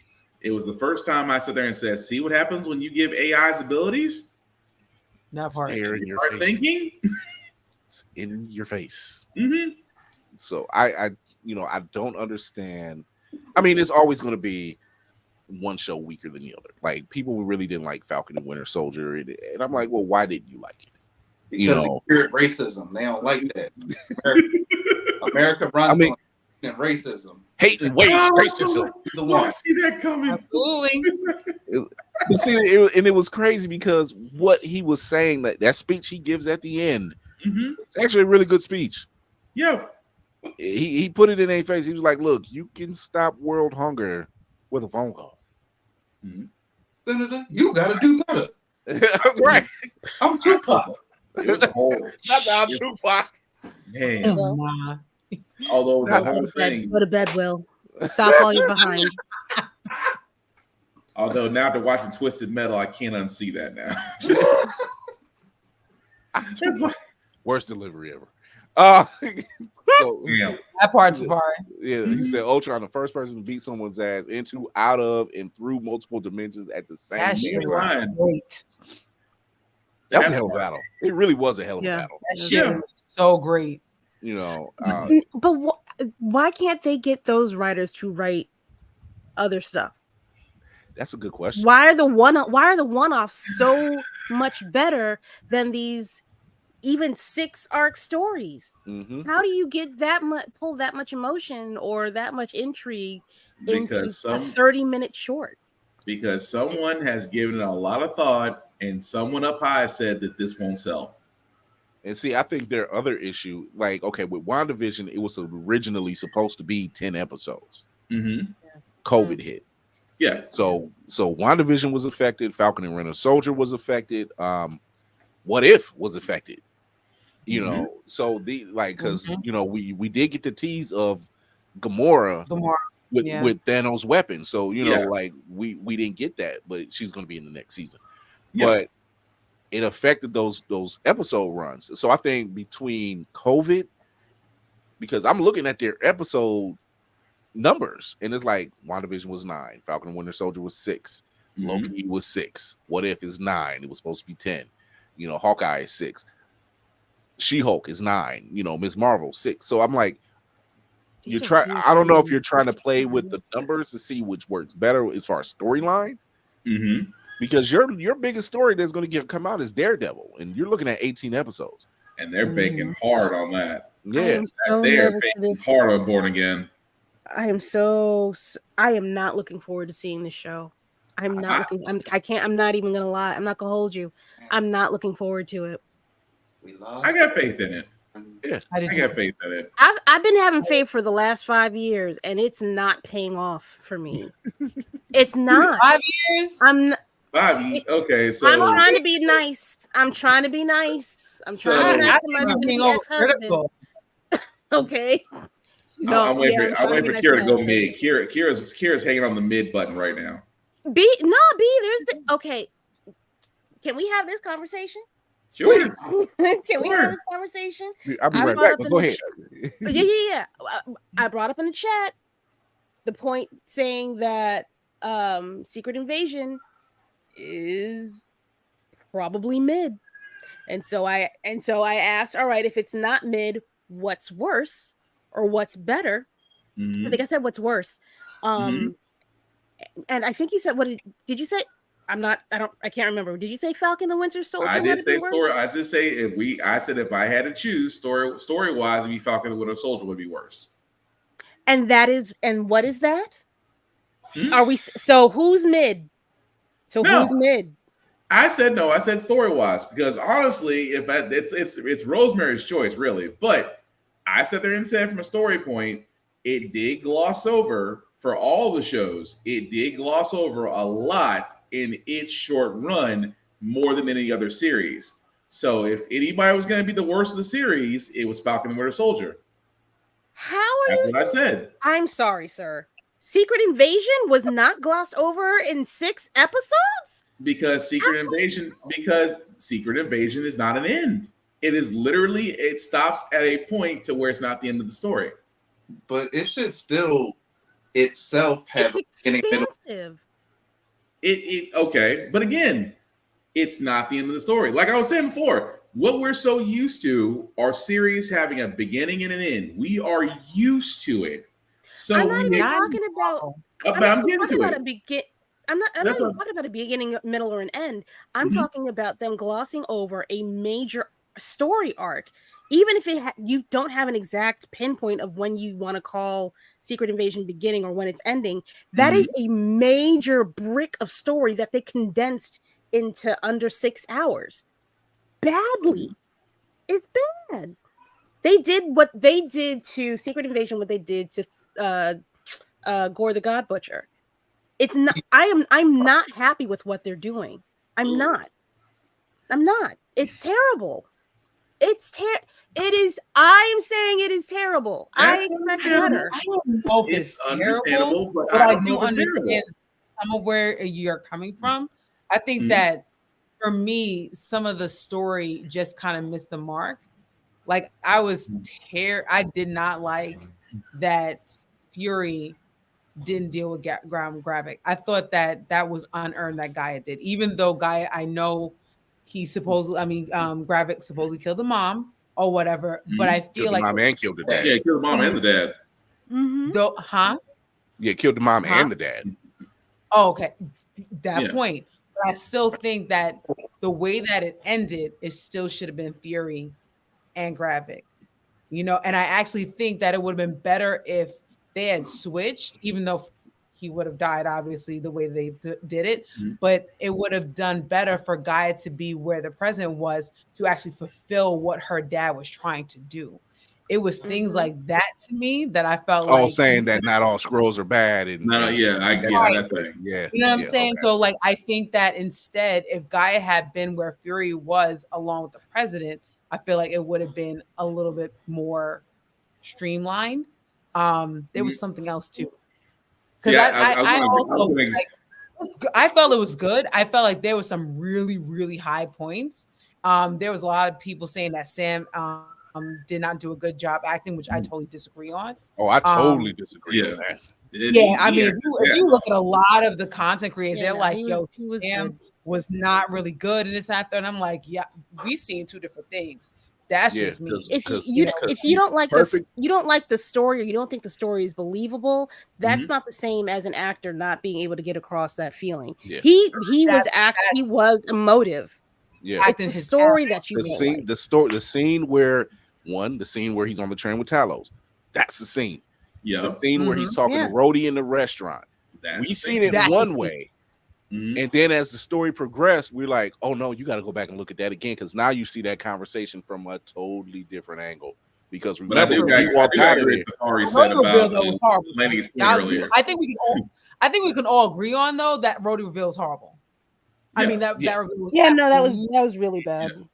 But Laney, to your point, because Safari said it best, I was going to counterpoint about them switching. I said, if they switched and we knew what we knew about President Ritson, to think that a scroll saved his life from another scroll, and Tafari said it best. He sat there and said Ritson knew a green man saved his life and still said light him up. Yeah. Oh, and even Fury confronted him on it. He called him up. He called him on it. Yeah. He said because he knew this is not how this was supposed to play out.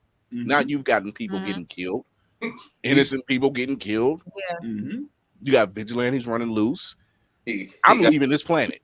I'm going back. I'm going back to my job. You gotta call Sam Wilson. You're like, Mr. President, you gotta do better.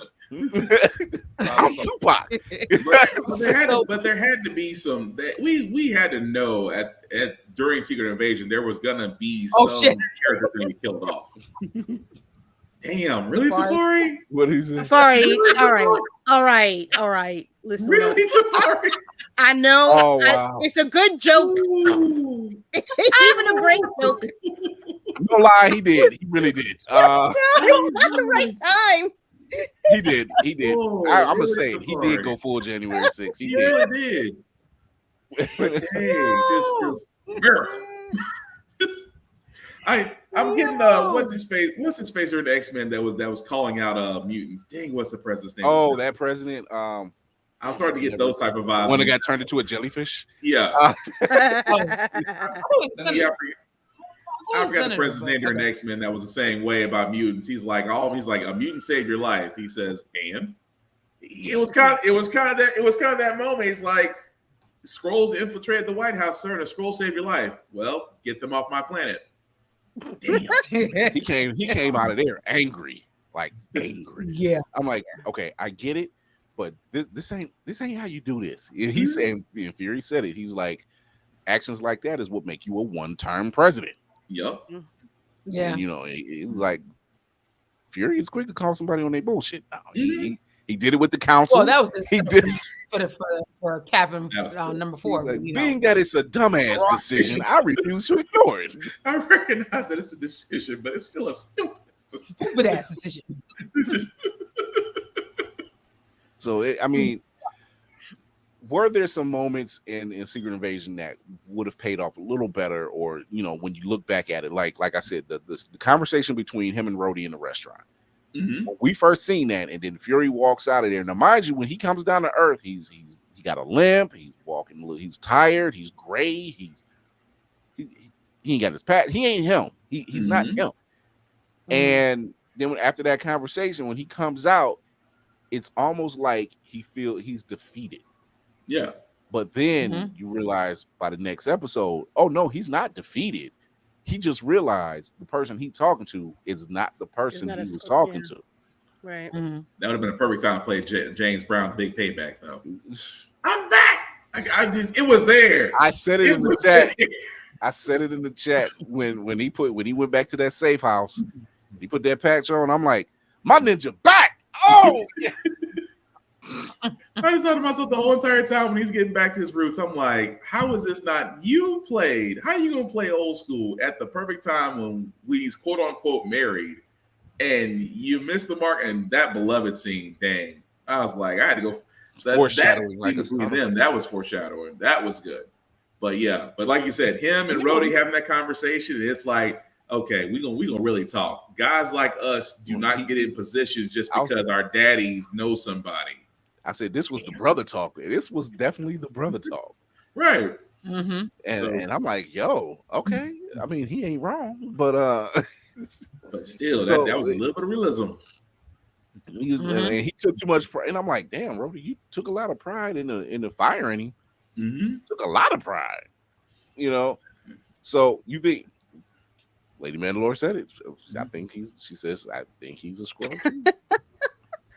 Oh no, they're pulling a metal. You know what? I'm not gonna let him off that easy. That was white man energy. I'm not gonna let him off that easy.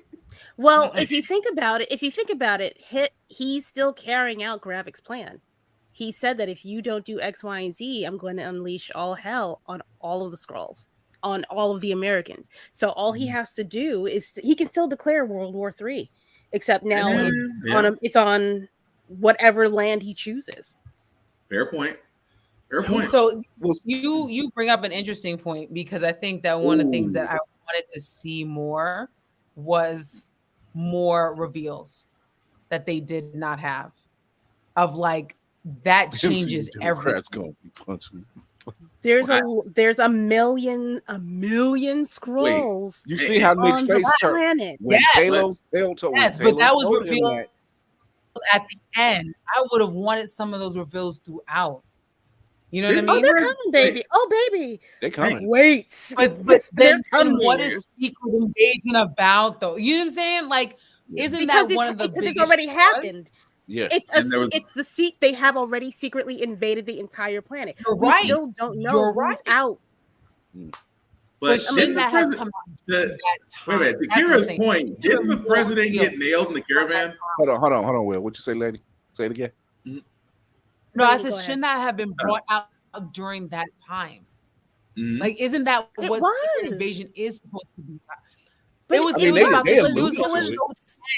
about to show us at the end that we have 1,000 million, whatever, right? But during the show itself, all of those characters. Yeah, when they were on the train, he literally said there's a million Skrulls on the planet. When Taylor said, there's like a million. But that we didn't have a lot of those interactions. No. Think You about only those needed the- characters. Mhm. Think about those characters. We didn't have a lot of those interactions. Mm-hmm. I don't know. They're getting continuations. I like it. But that's what I'm getting at, Lanny. That part right. But that part right there, Lanny, is what I'm talking about. The continuation that we only saw a small cell, and yet you're pretty much proving my point. Where Talos sat there and said, "Oh, there's a lot more of us on this planet than when you left," and in Fury's shocked face was like, "Why?" What you He mean? says, "Well, you didn't come down here and ask. Well, you didn't come up here and tell me either, motherfucker." So he was like, we need a place. He was like, we barely get along with ourselves. We can't handle another species. I was like, he's got a point. The man is spitting facts over here, but then he's spitting facts too. You know, so he was like, you didn't want to come down. Yeah, you didn't want to come down. You didn't want to call up. You was happy. You were happy up in space, and you didn't care. And there was some truth to. There was a little bit of truth to that. You didn't care. You got what you needed from us. You pimped us, Fury. Which is not so far out the realm. I'm sorry, the English accent killed me every time Gravik said, "You pimped us, Fury." It wasn't. I'm like, this is what he does in comics. He manipulates things to work in his favor. He's like, Phil Coulson died. Not really, but I needed something that was going to get you focused on the battle at hand. I needed that, so I dipped these cards in the blood and make it think he died, and Cap will come on board and Tony will feel sorry, and they got to team up to take this threat out. So, I mean, but that's what even in comics, this is what he does. He has a plan that has a plan that has a damn plan, He just didn't plan for the 5 years of being dusted. No one expected that, and people were upset that he was married. I'm like, I find that endearing. Their interactions is good. He's a fucking super spy. What are super spies known for doing besides stopping world threats? Sleeping around. Still. You get this kind of flack. Captain Kirk don't get this flack. You gonna put that ring on before you come in here? Would you think Kurt for the streets? Kurt has always been for the streets. Kirk has always been for the streets. Let's be honest. He a hoe. Kirk. I remember the day when they sat there and said, "Oh, Kirk, a white man kissed a black woman on national television." They freaked the hell out. Forget the green girl kiss. When Kirk kissed Uhura, that set off a lot of people. I can't believe this. So I think at the end of the day, there are definitely some moments. I get it. There's a lot of factors at play when it comes to the shows and the films and having the connective tissues going on. You had COVID, now you got a strike. So it's going to affect. It's going to get so much fucking worse. Oh my God. Welcome to the desert. Like if it's not shot, a whole bunch of shit. That's all I know. Yeah, it's if it's not shot and already in the can, it's going to be bad. I mean, I hate to say that. We're gonna be depending on Will. Will be bumping out scripts. Go, Will. Entertain us, sir.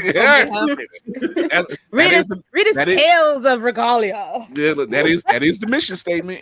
Educate, entertain, encourage. So Monday. On YouTube, I'm gonna start a new series called "I'm Not Mad, I'm Just Disappointed."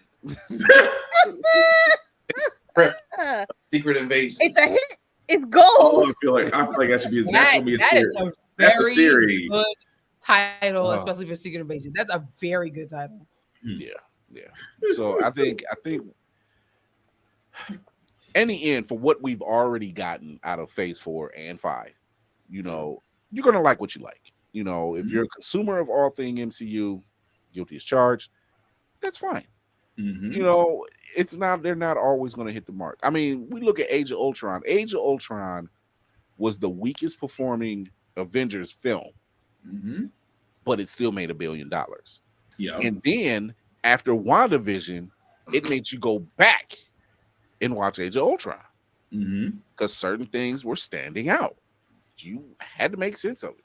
See, that's when we should have knew it was going to be an issue, though. Because they had Age of Ultron. But it was actually sort of like a hot week of Ultron. It wasn't so much an age. It was a hot week. It was a hot week. It was. I think that was the beginning of the end. Go to bed, Bam. Go to bed. Yeah. Yeah. What is drip if not swag persevering? Look, Sorry. that My head. is never going to get old. I actually hate that what's the name? I really do. That's cool. Vishon lives on. You hate Vashon? No, I hate that. You hate Vashon. Look, Oh, I will stand. That's I will die on that hill. Vishan is one of us. His body is made of vibranium. It's from Africa. It's just that. It's just He wore a turtleneck with a gold chain. It just screams with the do rag though. It just The screams. California do rag. Somewhere Norman Osborn is like, he's Motherfucker. spitting. I was like, Norman, I was saying, you got waves. Let me show you the waves I got cooking. Oh my god! So I think I watch these shows. I do. I watch. Some of them have a rewatchable factor, like She-Hulk, because it's just funny. Miss Marvel, Moon Knight, definitely. A lot of them have this rewatch. WandaVision was definitely a rewatch. Damn you, Kira! I'm humming it. She's singing it. That song was in our heads for like a very hot minute. It like every day I wake up. I'm like, damn, it just. Although the artist who sung that song was very appreciative, though. He's like, keep playing it. The streams help. So I think what we're going for now is something of a wave man myself. Jesus. Fine, always with the comment section. Mm-hmm. Keyboard trick. So I think what we have coming up, we have what Loki is dropping in October. Mm-hmm. Echo was supposed to drop in November. Got pushed back. It did get pushed back. Ironheart obviously got pushed back. So did Agatha and Daredevil. I think Daredevil was already supposed to be in 2024, and then What If is still to be discussed. That's still up in the air. So that's a shame. Yeah. Because that episode 10 that we were supposed to get is now added onto season 2. Yeah.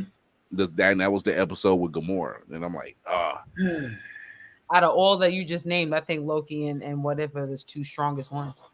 Yeah, Loki, for sure. Definitely. Loki is definitely gonna be up there. Yeah, because it's just good acting. It's just damn good acting that's going on in there, and can't get mad at that. Not to mention Kiwai Kwan is part of the Time Agency now. He's part of the TV. That man, between him and Brendan Fraser, man, they are just they having a victory lap right now. Somewhere in this world, Brendan Fraser, Kiwai Kwan, and Keanu Reeves are sitting down and just having steak and wine and pretty much and cocaine. Damn, Kira, nothing. The steak and cocaine. Steak and cocaine was right there. Oh my god! I'm surprised. I was waiting on Kira. So speaking of the writer strike, Bama Blair brings up the paying the writers. Yes, pay the writers, pay the artists. Do not depend on AI. Do not depend on these temporary writers. I can't believe they put that call out. That was scary. I couldn't believe they did that one. But Fran Drescher said something that just made my heart drop. Oh, we are prepared to strike all the way up until 2024. And I said, don't say that. But that's what you gotta do. That's what you have to do with. That's what you have to do with these companies, because when you look, like they had I should have had this article ready where Otaku did research on every major motion picture company over the last 2 years that have made money. They have made almost close to $250 billion. All of it went to production companies. Less than 0.2% went to writers. Wow. So you got to think $250 billion in the amount of 2 years, less than 2% of that went to writers. And they're trying to figure out, and they're trying to, when they wonder why they're striking. Yeah. I mean, we used to hear about these residuals before, but it was a different age of television then too. Yeah. You had people, you had shows in rotation, repeats, and everything else. Now you got streaming involved. You know, content is much more, you know, intense. It's much more content that's being put out here now, and it's like you need to pay these people. You have the money. Yeah, and it's funny because the strikers are playing the long game. They're just like, hey, look, you might be used to making right. You might be used to. I got a phone. I see ya. You gotta like you make this X amount of money on a film, but what happens when we don't write a new film or a new show? What happens when we don't promote set? Because we're already paid. However, what happens when the film that you wanted that we were in and you already paid us our check? That's done. Tanks. But what if we ain't out there promoting it to make you a shit ton of money? Like you're like, oh, we'll make it. I don't think so. If they holding out like that, I don't think you. It's going to be studios that's saying like, yeah, this may not rock because the profit is going to show in your profit margin. Your quarterlies is going to show. Yeah, you might have made 24 billion in this quarter, but what happens when that 24 billion gets shut down to 12? Or a valuable commodity suddenly loses value, and then stocks and the trades, all that stuff starts taking a hit. Because I mean, we already see that with Max. Max was cutting shows already. Even good shows they should be cutting because that was a lot of their subscribers. Yeah, a lot of subscribers got Max for that very same reason. So you just turn around and cut their shows. Okay, you're gonna pull it. You're gonna be like pulling Netflix. We're gonna do password sharing. Okay, we got VPN. Well, they showed that they lost 1.8 million viewers or something like that. Subscribers. Yeah. Like the most I use Max for, if I'm not watching a DC animated film, or I'm not watching like The Last of Us or House of the Dragon or something like that, I ain't using it for nothing else. That's the point. I mean, that's the thing about they're saying Warrior for Will. No, but I listened to The Matrix while I was driving. Wait, which one? All of them? No, just like car play on The Matrix. I just listen to it while I'm driving. Oh, Jesus. Oh, okay. So sort of like a podcast. I'm here with you, Will. I do similar. Okay. Long drives. Look, I've done it. That's how I got through One Piece. I mean, that's one way to do it. Not mad about that. Stop promoting that cult to the children. You ain't seen it. One Piece is for the children. It's like Bluey. It's Bluey and Pirates. Yeah, Blue will wear you down because at first I thought it was horrible, and then she just kept watching it, and I was like, okay. Nah, Bluey is the truth. Bluey got them kids on lock. I'm just gonna be honest. Bluey is that type. Oh my god. So we are at the end of the show, people. Episode 2, season 11. We got so much going on for this season. Stay tuned. Wow, we want to start this off. I know Lady Mandalore is like, why do I always gotta go first? So she's the co-pilot. Yeah, she's the co-pilot. That's why. This is the second in command. Let's go. I'm ready, baby. Okay, all right. Oh yeah. Oh my god. Tell everybody where they can find you. Well, you can find me always and forever on Instagram at Roomful of Blurs. You can also find me on Fanbase for now. On the first Saturday of every month at 9 p.m. Eastern Standard Time. That would be this coming Saturday. Thank you very much, ladies and gentlemen. You can also find me on the TikToks as Child of Mandalore. Why? Because I also have a podcast that discusses the history of Mandalore. I also do some voiceover work on there. I desperately need to actually update that. And Yeah, Room Full of Blurs every Sunday at 9 p.m. Eastern Standard Time, live on YouTube. Twitch, and YouTube. It's Twitch. Shameless plug, because you know we're gonna plug ourselves. Yeah, Awesome. yeah. But yeah, also Carl Jones interview on the Crock Pot, Geeks and Grubs interview. Number 2 is on Mandalore's YouTube channel right now. Yes, Check it ma'am. out. Actually, it'll be on the Blurred's Eye View Dope channel as interview. well. So we out here promoting. We working out here. Cross promotion. We ain't baking, we cooking with grease. we out here. We are out here. I told y'all we weren't done. Y'all didn't believe us? And there's so much more. There's so much more coming. We cooking.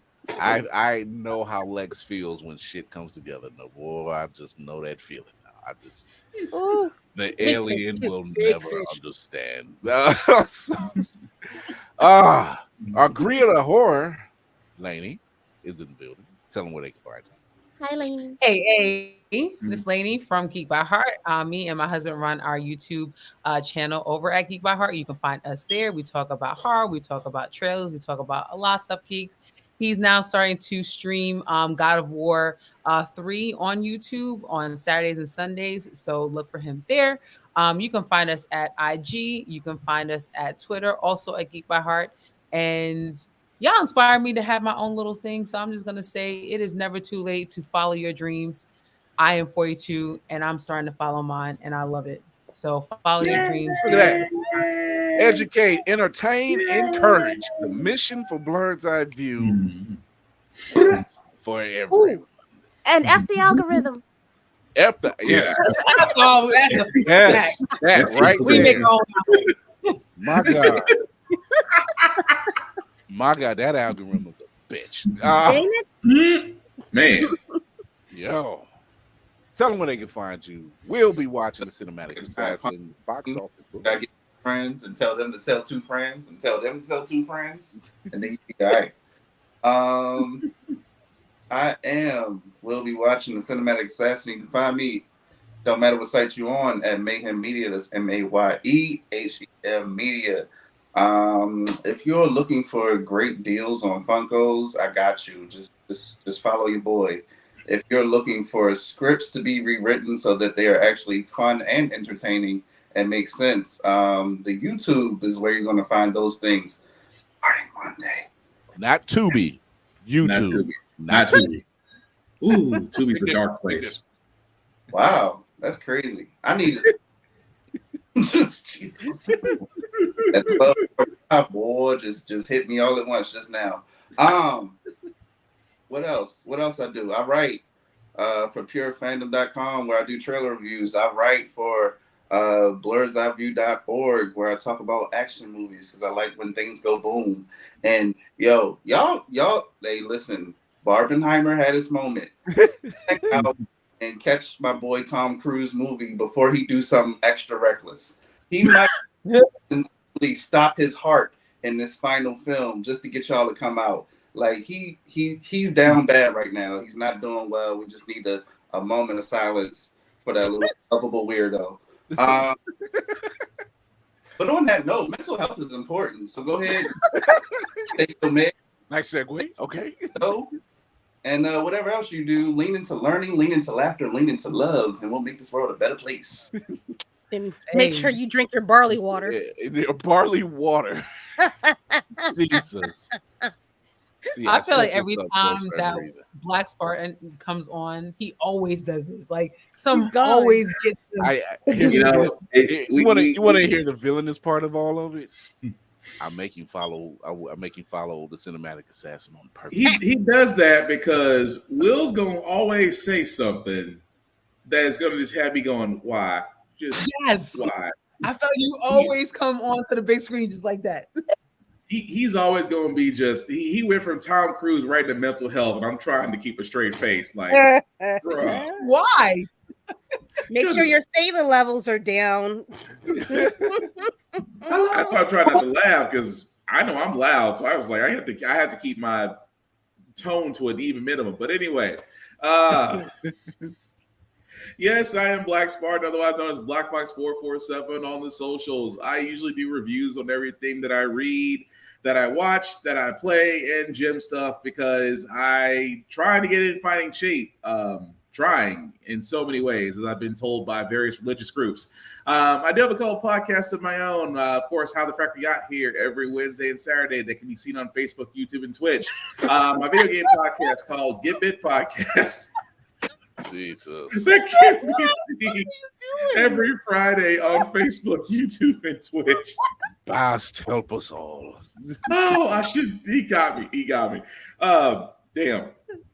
Of course, wherever you get your podcast from, whether you watch or listen to it, you can definitely find both podcasts there. I am one of the many heads. I'm sorry, I'm trying to look at Will right now. I am one of the many heads of the BlurredSeyeView.org website. I actually do the column for wrestling. Why? Because wrestling is real and people are fake. Shout out to Mr. Kennedy for that one.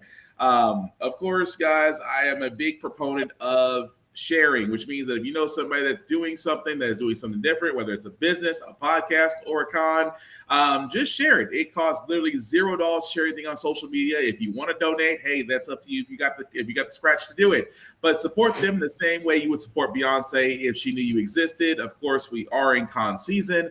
I just have 3 simple rules. Number 1, respect all cosplayers. They are not your they are not anything more than people that should be respected for the art and work that they put into their cosplays. Always be nice, be respectful. Again, if you are going to a con, please wash your ass, use deodorant.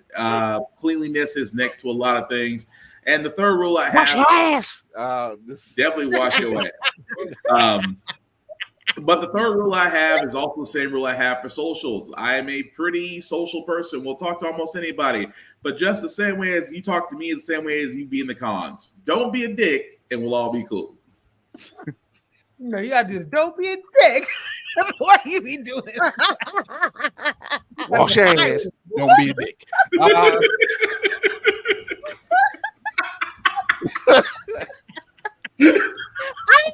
What you were doing until I read the private chat. You are fucking retarded.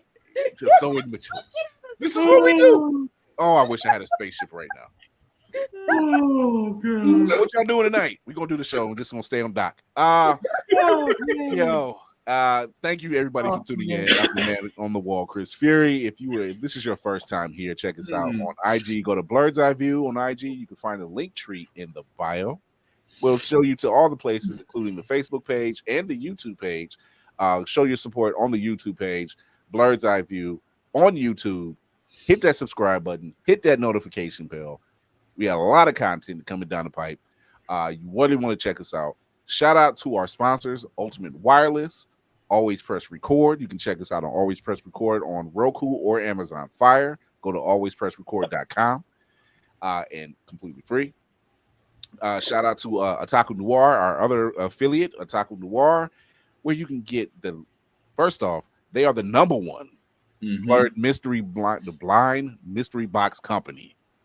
They have some of the best, all of the best stuff created by blurs, for blurs, just like us. They have a contest going on, and as they say, as Steve said earlier, they got some more stuff coming down. So that is just happening. Go over to otakunoir.com, buy your stuff, get some subscriptions going. If you buy some stuff, and you go to checkout, use Blurred's Eye View as your code and get free shipping. I bet you Amazon can't do that because it costs you extra. Until then, you will see us Tuesday at 8:30 p.m. Eastern and Thursdays at 9 p.m. Eastern. On all the socials, I guess. I think we're going to just be on YouTube for most of the time now. Well, YouTube and Twitch, I should say. Because that's where all our action is at, is YouTube and Twitch. And a lot of people like to respond. And I'll still use the Facebook page as content sharing and articles and all that stuff. Because the book is...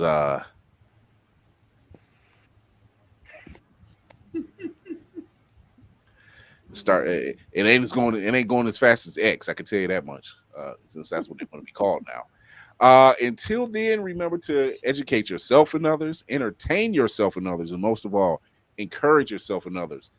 Woo! We starting off this season strong. Thank you to the crew for tuning in and jumping on and having fun. Go show support to all their platforms because we're all in one band, one sound.